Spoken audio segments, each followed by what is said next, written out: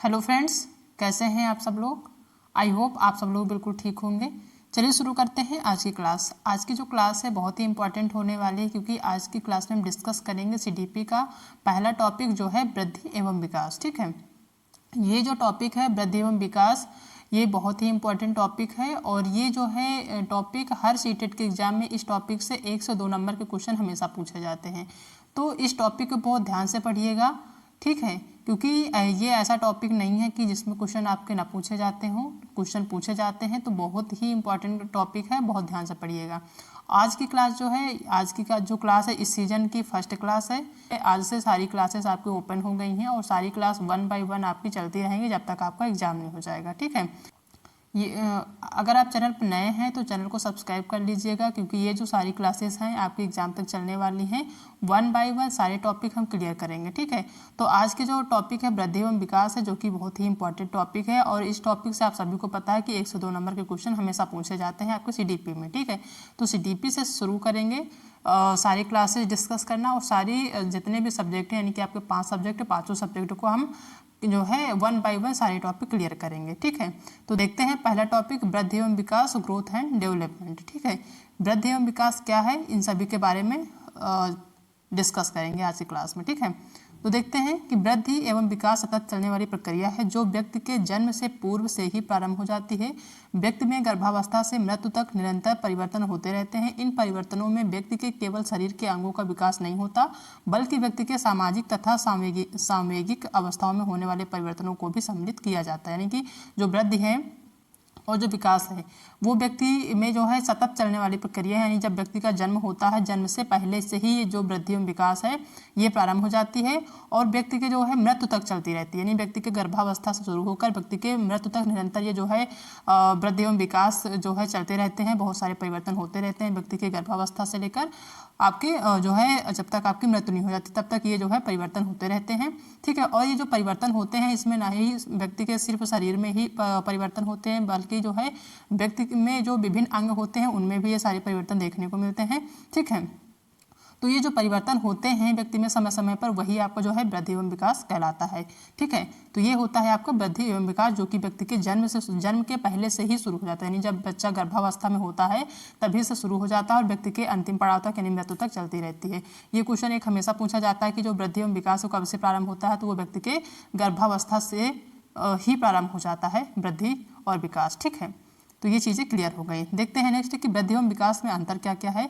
तो सबसे पहले वृद्धि देखते हैं कि वृद्धि क्या है, इसमें कैसे परिवर्तन होते हैं। ठीक है, तो जो वृद्धि है यानी कि जो ग्रोथ है उसको देख लेते हैं कि जो फर्स्ट पॉइंट है कि वृद्धि में मात्रात्मक परिवर्तन होते हैं। जो वृद्धि होता है उसमें व्यक्ति में जो है जो परिवर्तन देखने को मिलते हैं वो मात्रात्मक परिवर्तन होते हैं। ठीक है, दूसरा पॉइंट है कि व्यक्ति में वृद्धि प्रत्यक्ष रूप से देखा जाता है। बिल्कुल सही है कि कोई भी व्यक्ति है उसमें अगर वृद्धि हो रही है तो वो प्रत्यक्ष रूप से देखा जा सकता है। व्यक्ति अगर छोटा बच्चा से जो है वो पहले गर्भावस्था होता है, फिर शैशवावस्था में आता है, फिर बाल्यावस्था में, किशोरावस्था में, प्रौढ़ावस्था में, वृद्धावस्था, ये जो अवस्थाएं हैं ये जो है इन अवस्थाओं के माध्यम से हम व्यक्ति की जो वृद्धि होती है उसमें प्रत्यक्ष रूप से देख सकते हैं। ठीक है, कभी बच्चा छोटा होता है, कभी बड़ा होता है, फिर इतना बड़ा होता है, फिर ऐसे बड़ा, वो जो है उसमें वृद्धि होती जाती है। उसका शरीर का जो आकार है वो बढ़ता रहता है, तो वही होता है वृद्धि और उसको हम प्रत्यक्ष रूप से देख सकते हैं। कभी बच्चा होता है, फिर बड़ा होता है, बालक बनता है, फिर किशोर होता है, फिर जो है प्रौढ़ में आता है, फिर वृद्ध हो जाता है।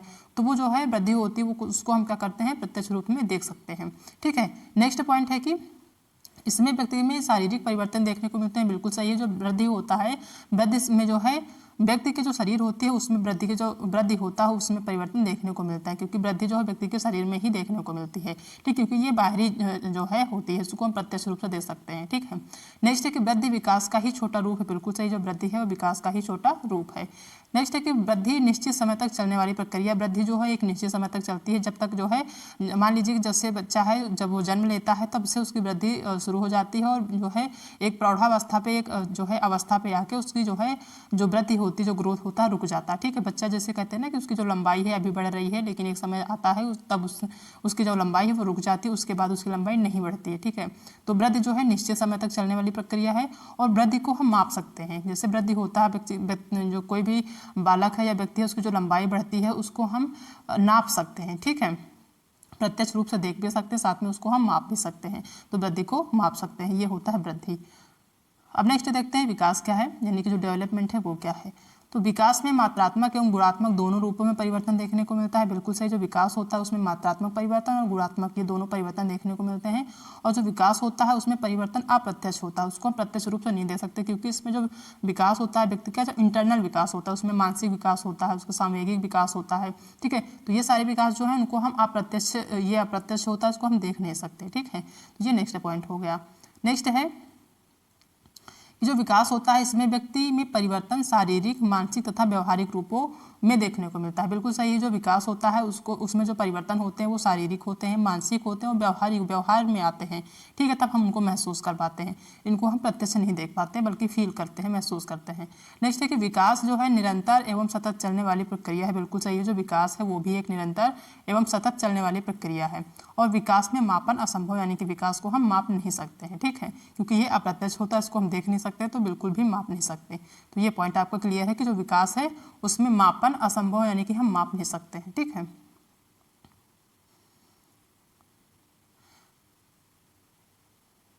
नेक्स्ट है कि जो परिवर्तन है, कि परिवर्तन जो होते हैं वो दो प्रकार के परिवर्तन होते हैं व्यक्ति में। एक होता है मात्रात्मक परिवर्तन और दूसरा होता है गुणात्मक परिवर्तन। ठीक है, तो जो मात्रात्मक परिवर्तन होता है उसमें लंबाई बढ़ती है व्यक्ति की, उसमें वजन भी बढ़ता है। ठीक है, किसी भी व्यक्ति में अगर लंबाई वजन बढ़ रहा है तो वो मात्रात्मक परिवर्तन कहलाता है। और अगर किसी भी व्यक्ति में उसमें उसकी भाषा सीखने में परिवर्तन, उसकी जो कार्यशैली है उसमें जो है परिवर्तन देखने को मिल रहा है, उसकी जो क्षमता है वो उसको देखते हैं, तो वो होता है गुणात्मक परिवर्तन। ठीक है, तो जो परिवर्तन होता है वो है दो है, मात्रात्मक परिवर्तन और गुणात्मक परिवर्तन।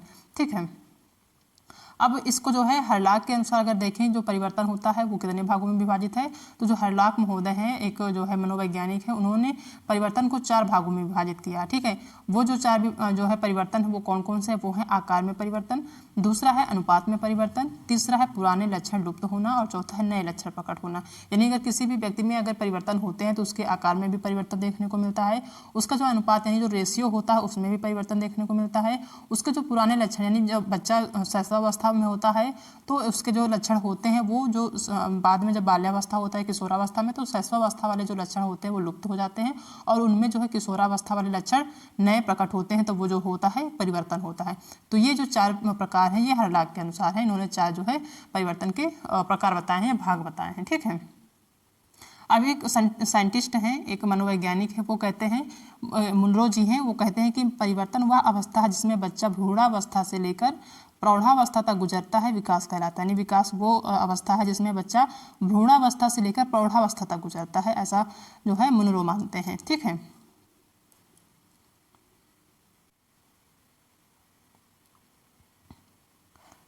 नेक्स्ट क्वेश्चन पूछा जाता है विकास के आयाम से। ठीक है, विकास का जो आयाम है वो जो है आपका बहुरूपी होता है, बहुआयामी होता है। ठीक है, यानी कि एक से अधिक आयाम होते हैं। जैसे कि एक होता है शारीरिक विकास, दूसरा है मानसिक एवं संज्ञानात्मक विकास, तीसरा सामाजिक विकास और चौथा है सामूहिक विकास। ठीक है, तो ये जो है ये विकास के आयाम है। और जो विकास का आयाम होता है अगर क्वेश्चन में पूछा जाता है वो कैसा आयाम, एक रूपी है या बहुरूपी है, तो ये होता है बहुरूपी आयामी। ठीक है, यानी कि बहुआयामी विकास होता है। ठीक है, होते हैं, यानी कि विकास जो आयाम है वो कैसा है, ये जो है बहुआयामी होता है या फिर एक रूपी होता है। तो ये जो विकास होता है ये आपका बहुआयामी होता है। ठीक है, एग्जाम में क्वेश्चन पूछा जाता है कि विकास कैसा जो है तो ये है बहुआयामी। ठीक है,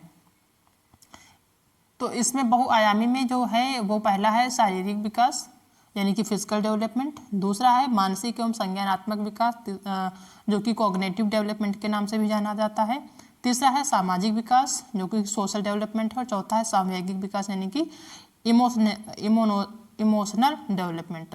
चौथा है सामूहिक विकास यानी कि इमोशनल डेवलपमेंट। ठीक है, तो ये जो 4 हैं ये विकास के आयाम कहे जाते हैं। ठीक है, तो इनको हम देखते हैं सारे 1 बाय 1 कि शारीरिक विकास के अंतर्गत कौन कौन सी चीज़ें आती हैं। ठीक है, बात करें अगर शारीरिक विकास की, तो शारीरिक विकास यानी फिजिकल डेवलपमेंट है जिसमें व्यक्ति के शरीर की ऊंचाई, वजन आदि में परिवर्तन देखने को मिलता है। ठीक है, जैसा कि सुनने में जैसा कि जो है पढ़ने में ही आ रहा है कि शारीरिक विकास है, तो शारीरिक विकास का मतलब ये है कि व्यक्ति के शरीर से संबंधित जितने भी विकास हों वो शारीरिक विकास के अंतर्गत आते हैं। जैसे कि व्यक्ति के शरीर की लंबाई बढ़ना, उसका वजन बढ़ना, ये सारी चीज़ें जो है प्रत्यक्ष रूप से देखी जाती हैं। ये जो परिवर्तन होता है वो शारीरिक विकास के अंतर्गत आता है, ठीक है। और इसके अंतर्गत एक आता है आपका गति संबंधी जो पक्ष होता है, विकास होता है, ठीक है। इसमें जो है गति संबंधी जो पक्ष होता है या विकास होता है उसमें स्थूल गति कौशल और सूक्ष्म गति कौशल, ये दो कौशल आते हैं, दो स्किल्स आते हैं, ठीक है। तो स्थूल गति कौशल क्या होता है, सूक्ष्म गति कौशल क्या होता है, इनको हम डिस्कस करेंगे। और ये जो हैं दो कौशल, स्थूल गति कौशल और सूक्ष्म गति कौशल, इससे एग्जाम में क्वेश्चन हमेशा पूछे जाते हैं, तो 1 नंबर आपका यहीं से क्लियर हो जाता है, ठीक है। अब देखते हैं कि स्थूल गति कौशल जो है वो होता क्या है, यानी कि ग्रॉस मोटर स्किल्स, जिसमें व्यक्ति के शरीर के बड़ी भुजाओं व पैरों के मांसपेशियों की आवश्यकता अधिक पड़े वह स्थूल गति कौशल कहलाता है। स्थूल गति कौशल यानी कि जो ग्रॉस मोटर स्किल होता है, इसमें व्यक्ति के शरीर की बड़ी भुजाओं, जिसमें कि पैरों की मांसपेशियों की आवश्यकता, यानी कि किसी भी चीज़ में जो है ज़्यादा मांसपेशियों की जो आवश्यकता पड़े वो होता है आपका स्थूल गति कौशल यानी कि ग्रॉस मोटर स्किल, ठीक है। जैसे कि घुटनों के बल चलना, कोई भी बच्चा है अगर घुटनों के बल चलता है तो उसमें ज़्यादा से ज़्यादा मांसपेशियों की आवश्यकता होती है, तो वो आपका आता है ग्रॉस मोटर स्किल यानी कि स्थूल गति कौशल में। और दूसरा है खड़े होकर चलना, कोई भी बच्चा है या कोई भी व्यक्ति अगर खड़े होकर चलता है तो उसमें कहीं ना कहीं पैर के जो है मांसपेशियों की अधिक आवश्यकता होती है, तो वो भी आपका स्थूल गति कौशल के अंतर्गत आता है। दूसरा है कि दौड़ना, अगर व्यक्ति दौड़ता है या फिर कूदता है तो इसमें भी आपको समझ में आ रहा होगा कि इसमें भी जो है पैरों की जो मांसपेशियां होती हैं उनकी अधिक आवश्यकता होती है, तो ये भी आपका जो है स्थूल गति कौशल में आता है। यानी जो स्थूल गति कौशल होता है उसमें व्यक्ति के जो है शरीर के जो है शरीर या फिर पैरों या फिर भुजाओं की जो मांसपेशियां होती हैं उनकी आवश्यकता अधिक पड़ती है, ठीक है। तो वो होता है स्थूल गति कौशल। जैसे कि अगर उदाहरण में आता है कि जो घुटनों के बल चलना, इसमें कौन सा कौशल है, स्थूल गति कौशल या सूक्ष्म गति कौशल, तो ये इसमें जो है आपका स्थूल गति कौशल है। खड़े होकर चलना या फिर दौड़ना या फिर कूदना, इनमें जो है आपका जो कौशल है वो है आपका सूक्ष्म स्थूल गति कौशल यानी कि ग्रॉस मोटर स्किल, ठीक है। तो ये जो है बहुत ही इंपॉर्टेंट है, यहाँ से क्वेश्चन पूछा जाता है तो इसको बहुत ध्यान से देखिएगा, ठीक है। नेक्स्ट आता है सूक्ष्म गति कौशल। जैसा कि नाम से ही समझ में आ रहा है, सूक्ष्म गति कौशल यानी कि कम मांसपेशियों, यानी सूक्ष्म यानी छोटा, ठीक है। तो इसमें कहीं ना कहीं जो है व्यक्ति की जो है मांसपेशियों की आवश्यकता जो कम से कम पड़ती है, तो वो होता है आपका सूक्ष्म गति कौशल। दिया हुआ है कि ऐसे कौशल जिसमें व्यक्ति की कम से कम मांसपेशियों की आवश्यकता पड़े वह सूक्ष्म गति कौशल कहलाता है, ठीक है।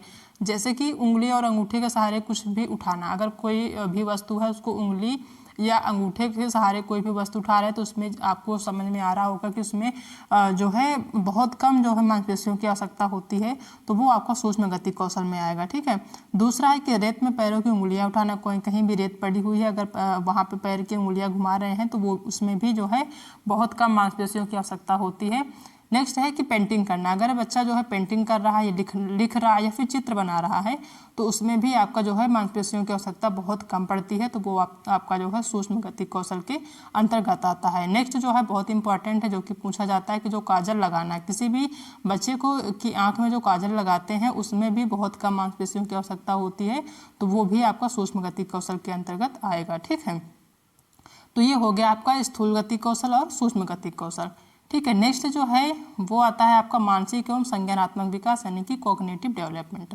ये जो होता है मानसिक विकास का अर्थ है मानसिक विकास की क्षमताओं के विकसित होने से है, यानी मानसिक जो विकास है उसका जो अर्थ है वो मानसिक विकास की क्षमताओं के विकसित होने से है, जिसका अर्थ है दिमाग व बौद्धिक क्षमताओं का विकास होना, जैसे सोचना, तर्क करना, कल्पना करना या फिर भाषा विकास होना। ये सब क्या आता है, किसके अंतर्गत आता है वो मानसिक एवं संज्ञानात्मक विकास यानी कि कॉग्निटिव डेवलपमेंट के अंतर्गत, जिसमें व्यक्ति के मस्तिष्क से संबंधित, माइंड से संबंधित जो विकास हो वो होता है आपका मानसिक एवं संज्ञानात्मक विकास, ठीक है। जब बच्चा जो है नई नई चीज़ें सोचने लगे या तर्क करने लगे या फिर कल्पना करने लगे या फिर जो है अलग अलग कई प्रकार की भाषाएं सीखने लगे, तो ये समझ सकते हैं कि उसमें जो है मानसिक डेवलपमेंट हो गया है या हो रहा है, ठीक है। तो वो होता है आपका कॉग्निटिव डेवलपमेंट, ठीक है। नेक्स्ट देखते हैं सामाजिक विकास। सामाजिक विकास का तात्पर्य होता है कि व्यक्ति जो है समाज में रह के, ठीक है, जब व्यक्ति समाज में रहकर समाज के अंतर्गत निहित नियमों का अनुपालन करता है तो वह सामाजिक विकास कहलाता है। जब बच्चा बालक से जो है किशोरावस्था में पहुंचता है तो वो समाज में रहकर समाज के जो बनाए गए नियम होते हैं उनको जो है समझता है और साथ ही साथ अनुपालन करता है। ठीक है, तो ये मान के चलते हैं कि बच्चे में जो है सामाजिक विकास हो रहा है। ठीक है, क्योंकि वो समाज के जो बनाए हुए नियम होते हैं उनको समझता भी है और साथ में उनका अनुपालन भी करता है, तो वो होता है सामाजिक विकास यानी कि सोशल डेवलपमेंट। ठीक है, नेक्स्ट है कि सामूहिक विकास क्या है। सामूहिक विकास यानी कि जो इमोशनल डेवलपमेंट होता है वो होता है कि सामूहिकात्मक विकास वह उत्तेजनापूर्ण अवस्था होता है जो व्यक्ति के शरीर एवं मस्तिष्क को अशांत एवं स्थिर बना देता है, जिसके फलस्वरूप व्यक्ति किसी कार्य को करने के लिए उत्तेजित हो जाता है। ठीक है, सामूहिक विकास मतलब यही होता है जब कोई भी बच्चा किसी भी कार्य को करने के लिए जो है बहुत तेजी से उत्तेजित हो, वो होता है आपका सामूहिक विकास। यानी कि बच्चों में जो है इमोशनल डेवलपमेंट आ जाए, वो जो है चीज़ों को जो है समझने लगे। ठीक है, किसी के प्रति जो है इमोशनल हो जाता है तो उसमें ये होता है कि बच्चे में जो है सामूहिक विकास हो गया यानी डेवलपमेंट हो गया है। ठीक है, तो वो होता है आपका इमोशनल डेवलपमेंट यानी कि सामूहिक विकास। अब जो सामूहिक विकास होते हैं उसमें जो है मैकडूगल ने बताया कि जो सामूहिक होते हैं वो 14 प्रकार के होते हैं। ठीक है, वो 14 जो है अलग अलग प्रकार के होते हैं, जैसे कि भय, घृणा, करुणा, भूख, ये सारी चीज़ें जो हैं ये 14 जो सामूहिक होते हैं उनके अंतर्गत आते हैं। और ये सामूहिक से संबंधित जो है क्वेश्चन पूछा जाता है, जिसमें कि अगर पूछा जाता है कि सामूहिक का वर्णन किसने किया है तो ये जो है मैकडूगल ने किया है। और जो है सामूहिक जो है 14 प्रकार के होते हैं, ये कभी कभी क्वेश्चन में पूछा जाता है कि सामूहिक 14 प्रकार के होते हैं, ऐसा कौन से मनोवैज्ञानिक ने कहा, तो वो है मैकडूगल। ठीक है, तो इनसे संबंधित क्वेश्चन इतना ही पूछा जाता है कि सामूहिक का संबंध किससे है या फिर सामूहिक जो है 14 प्रकार के होते हैं तो ऐसा किसने कहा, तो वो है मैकडूगल।